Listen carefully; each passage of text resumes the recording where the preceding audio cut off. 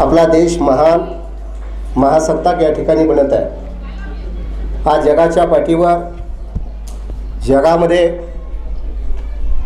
काही वर्षापूर्वी सर्वात लोकसंख्या असणारा देश चीन होता, परंतु आज संपूर्ण जगाचं लक्ष या भारत देशाकडे आहे, कारण जगामध्ये सर्वात जास्त लोकसंख्या आपल्या भारत देशाची। त्यामुळं या भारत देशाकडे बघण्याचा दृष्टिकोन जगातील प्रत्येक प्रगत राष्ट्रांचा आहे। मग उद्योगधंद्याच्या बाबतीत असेल, कारखानदारीच्या बाबतीत असेल, व्यापाराच्या बाबतीत असेल, आज जगामध्ये विस्तारानं मोठा असणारा अमेरिका सुद्धा आपल्या देशापेक्षा 50 पटीहून मोठा देश आहे। अमेरिका अशा या सगळ्या देशांचं व्यापारी दृष्टिकोनातून लक्ष आपल्या भारत देशावर आहे। या भारत देशामध्ये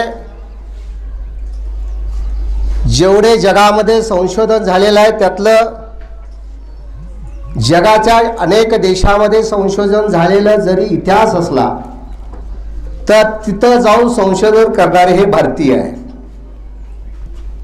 ज्यावेळी आपल्या देशाची आर्थिक किंवा बाकीची प्रगती नव्हती, परंतु या देशातले जे विद्वान आहेत ते परदेशामध्ये गेले, त्यांचा स्वीकार जगातील अनेक जी केम्ब्रिज विद्यापीठ असेल, अमेरिकेचं असे अनेक विद्यापीठ आहेत, त्या विद्यापीठानं भारतातील युवक बुद्धिवादी तरुण जगामध्ये गेले आणि तिथं लागलेले जे संशोधन आहे त्यामध्ये भारतीयांचा वाटा। असा हा बुद्धिमान असणारा भारत देश, कृषी प्रधान असणारा भारत देश, आज जगामध्ये मित्रहो असे काही देश आहेत की त्या देशामध्ये एक झाड नाही, पूर्ण वाळवंट आहे। असे काही देश आहेत एक पोतंसुद्धा ज्वारी त्या देशामध्ये पिकत नाही, परंतु ते देश आज भारताच्या पुढे आहे, कारण त्यांनी केलेलं जे विज्ञानामध्ये जी प्रगती आहे। आज आपल्यातलाच युवक एक लक्षात घ्या, गजानन घोडके आज कोरियाच्या विद्यापीठामध्ये आहे। आता हा बुद्धिवादी तरुण बुद्धिवादी युवक असे परदेशामध्ये काय जातात तर 100% आपण कुठेतरी कमी पडतोय। ह्या गोष्टीचा विचार हा आपण नाही, पण आपण निवडून दिलेल्या खासदार आमदार मंत्री जे आहेत, जे अधिकारी आहेत, यांनी या गोष्टीचा विचार करायचा। या बुद्धिवादी तरुणांना आपल्या देशामध्ये जर त्यांना लागेल ते साहित्य संशोधनासाठी आपल्या विद्यापीठामध्ये जर उपलब्ध करून दिलं तर हे विद्यार्थी बाहेर देशामध्ये जाणार नाहीत। पण आपली हुशार जी क्रीम आहे, हे क्रीम जगामध्ये जाते। आपला घोडके आज कोरियाच्या विद्यापीठानं त्याला प्राध्यापक म्हणून स्वीकारले। अशा या बुद्धिवादी तरुणाचा जर भारतातल्या विद्यापीठामध्ये उपयोग झाला तर अनेक तरुण आज जगामध्ये आपला भारत देश महान बनवतील।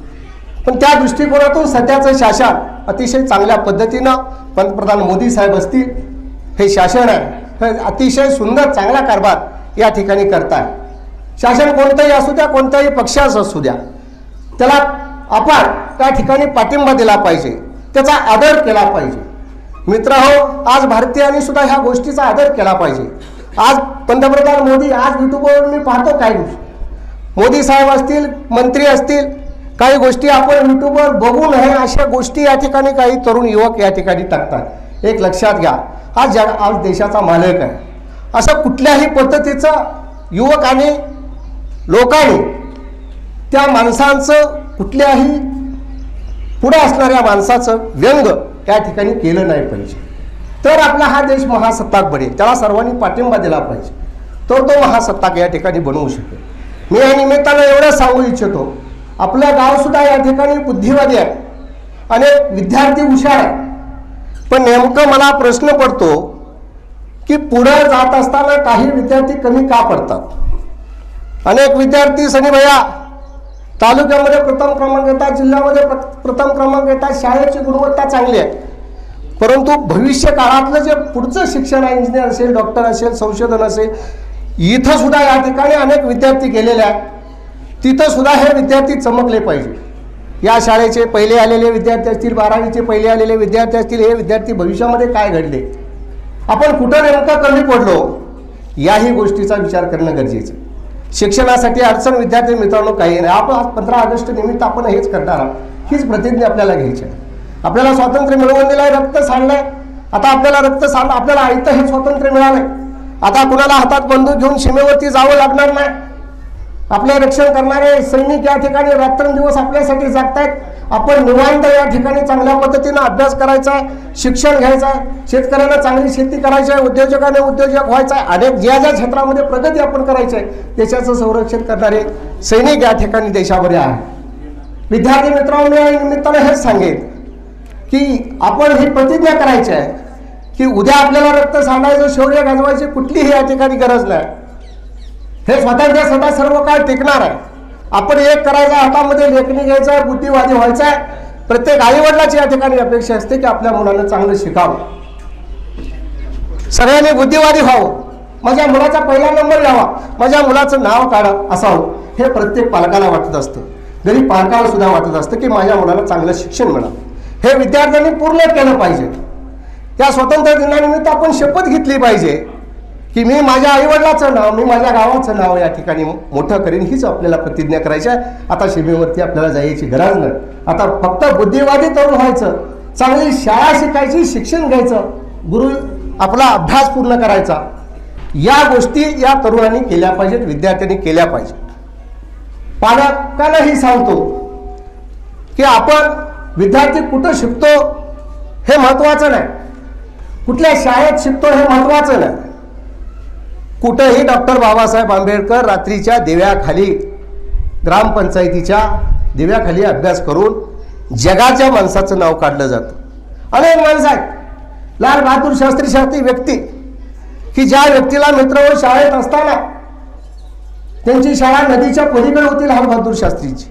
गावातील श्रीमंताची पोरं त्या नदीतून होडीनं जात होती आणि लाल बहादूर शास्त्री, पैसे नसायचे, महिन्याला काही ते 10-15 रुपये त्या होडीचं बिल असायचं.